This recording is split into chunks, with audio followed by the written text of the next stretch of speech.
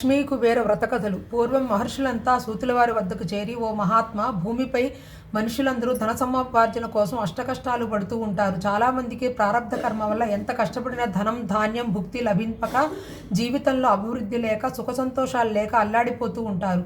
అటువంటి వారు ఆ కర్మను తుడిచేసుకుని సంపదల్ని పొందే మార్గం ఏదైనా ఉంటే సెలవయ్యమని ప్రార్థించారు. అప్పుడు సూత మహర్షి, ఓ మునులారా, ఈ ప్రశ్నలో మీ స్వార్థం లేదు, లోక కళ్యాణం కోసం అడిగారు కనుక మీకు ఒక అద్భుతమైన వ్రతం గురించి చెప్తాను. దానిని శ్రీ లక్ష్మీ కుబేర వ్రతం అంటారు. కుబేరుడు ధనాధిపతి. ఈశ్వరుడు అనుగ్రహం వల్ల ఉత్తర దిక్కునకు నవనిధులకు పాలకుడయ్యాడు. అతడి భార్య చిత్రరేఖ. మహాలక్ష్మీదేవి సహితంగా కుబేరుణ్ణి, చిత్రరేఖాదేవిని ఆరాధించిన వారు ధన సంబంధమైన కష్టాలు తీరి ధనవంతులై సుఖపడతారు. ఈ వ్రతాన్ని ధనత్రయోదశి నాడైనా, అక్షయ తృతీయ నాడైనా, శ్రావణమాసంలోనైనా, ఏడాదిలో ఏ గురువారమైనా, శుక్రవారమైనా, పౌర్ణమి నాడైనా చేసుకోవచ్చు. పర్వదినాల్లో చేస్తే విశేష ఫలితం. ఒక్కరోజు పూజలా చేసుకోవచ్చు. లేక ఏదైనా సంకల్పంతో చేసేవాళ్ళు అభీష్ట సిద్ధి కోసం వ్రతంలా నవనిధి పరిపాలకుణ్ణి 9 వారాలు భక్తితో అర్చించాలి. 10వ వారము ఉద్యాపన చేయవలను. అన్ని వారాలు చేయలేని అశక్తులు 5 వారములు పూజ చేసి 6వ వారము ఉద్యాపనం చేసుకొనవచ్చును. వ్రతమాచరించే రోజు ఉదయాన్నే తలస్నానం చేసి, బియ్యంతో మండపం ఏర్పాటు చేసి, గణపతిని, దిక్పాలకుల్ని, నవగ్రహాన్ని, లోకపాలకుల్ని ఆరాధించి, లక్ష్మీదేవికి, కుబేరునికి షోడశోపచారాలతో పూజ చేసి, అష్టోత్తర శతనామాదులతో అర్చించి, ధూపదీప నైవేద్యాన్ని సమర్పించాలి. ఆ తరువాత ఈ వ్రతకథలు చదువుకుని పూజాక్షతల్ని శిరస్సున ధరించాలి. అతిథిని పిలిచి లక్ష్మీ కుబేర స్వరూపంగా భావించి భోజనం పెట్టి వాళ్ళ ఆశీర్వాదం తీసుకోవాలి. భోజనం పెట్టలేని వారు ప్రసాదం పెట్టి తాంబూలం ఇవ్వాలి. భక్తి శ్రద్ధలతో ఇలా చేస్తే సమస్త దరిద్రాలు తొలగిపోయి అష్టైశ్వర్యాలు లభిస్తాయి అని చెప్పి ఆ వ్రతం చేసి ఫలితాన్ని పొందిన 2 స్నేహితుల వృత్తాంతాన్ని, కుబేరుని పూర్వజన వృత్తాంతాన్ని సూతమహాముని ఇలా వివరించాడు. 2 స్నేహితుల వృత్తాంతం. పూర్వం ఉజ్జయిని పట్టణంలో దేవదత్తుడు, దేవదూరుడు అని 2 స్నేహితులు ఉండేవారు.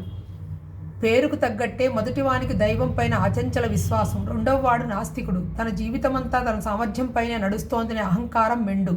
2 దారిద్ర్యంతో బాధపడుతూ ఉండేవారు. ఒకసారి వ్యాపార నిమిత్తం అన్ని ఊళ్ళు తిరిగారు.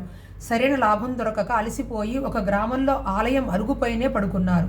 ఆ పక్క రోజు ఉదయాన్నే ఆదిదంపతుల్లా ఉన్న ఒక జంట వచ్చి, మీరు పడుకున్న ఆలయం సామాన్యమైనది కాదు, మహిమాన్విత ప్రదేశం. మీ దరిద్ర బాధను తొలగించే ఉపాయం మీకు చెప్పమని దైవాజ్ఞ అయ్యింది. చెప్తా వినండి అంటూ లక్ష్మీ కుబేర వ్రత విధానాన్ని ఉపదేశించారు.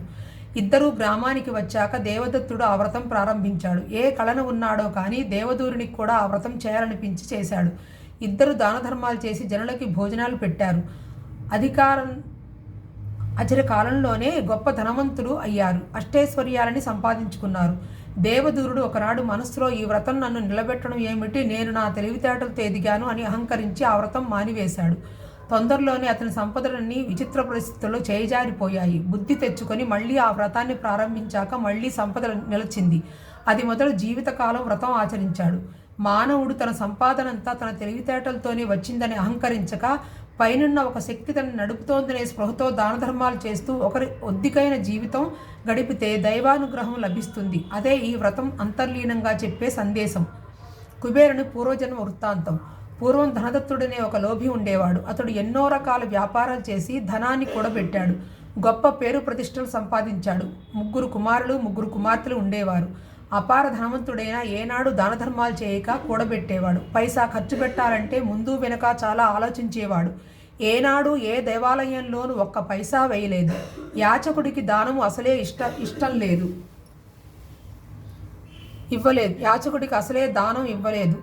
ఎంతసేపు తను, తన కుటుంబం, తన వాళ్ళ సుఖం, అదే ప్రపంచం. ఒకనాడు ఒక సాధువు అతని ఇంటికి వచ్చి, నాయన, నీతో అవసరంగా మాట్లాడాలి అన్నాడు. ఆయన అప్పు ఎక్కడ అడుగుతాడో అని భయపడి, ఇప్పుడు ఖాళీ లేదు, మళ్ళీ రండి అన్నాడు. ఆ సాధువు మళ్ళీ వచ్చాడు. మళ్ళీ అదే తంతు. అలా 12 సార్లు తిప్పించుకున్నాక ఆఖరికి, ఎందుకు నన్ను విసిగిస్తారు, నేను అప్పు ఇయ్యలేను అన్నాడు. అప్పుడు ఆయన, నాయన, నేను నీ ధనం కోసం రాలేదు, నీకు త్వరలో అపమృత్యు దోషం ఉంది, చెప్పి పోదామని వచ్చాను అన్నాడు. ధనదత్తుడు బెంబేలెత్తిపోయి ఆయన్ని ఆహ్వానించి కూర్చోబెట్టి, దాన్ని ఎలా తప్పించుకోవాలి సెలవియండి అని వేడుకున్నాడు. అప్పుడు ఆ సాధువు, నీ భార్యాపిల్లల్లో ఎవరైనా ఈ గండాన్ని స్వీకరిస్తే నీకు పూర్ణాయుషు కలుగుతుంది అని సెలవిచ్చాడు. ధనదత్తుడు తన భార్యా పిల్లల్ని వేడుకున్నాడు. వాళ్ళు పగలబడి నవ్వి, నీ గండం మేమెందుకు స్వీకరిస్తాం, మా ఆయుష్ మాకు కావాలి, నీ పాపాన్ని మళ్ళీ అనుభవించు అన్నారు. ఇన్నాళ్ళు మిమ్మల్ని సుఖాలతో ముంచెత్తాను, మీకోసమే సంపాదించాను, నా కోసం ఈ మాత్రం చేయలేరా అని ధనదత్తుడు అడిగితే, అది యజమానిగా నీ బాధ్యత అని నువ్వు నిర్వర్తించావు, దానికి దీనికి సంబంధం లేదు అని కరాఖండిగా చెప్పేశారు. అతడెంత బ్రతిమాలినా వినలేదు.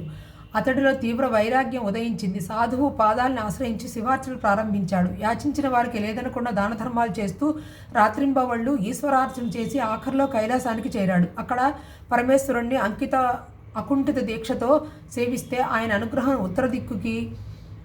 ఆయన అనుగ్రహించి ఉత్తర దిక్కుకి నవనిధులకి ఆధిపత్యాన్ని ప్రసాదించారు. ఈ జన్మలో భగవంతుడిని ఆశ్రయించి లేని వారికి దానం చేస్తే అది ఎంతటి ఉత్తమ గతినైనా కలిగిస్తుందని చెప్పడానికి ఈ కథ నిదర్శనం. ఏతత్ సర్వం శ్రీ లక్ష్మీనారాయణ మస్తు.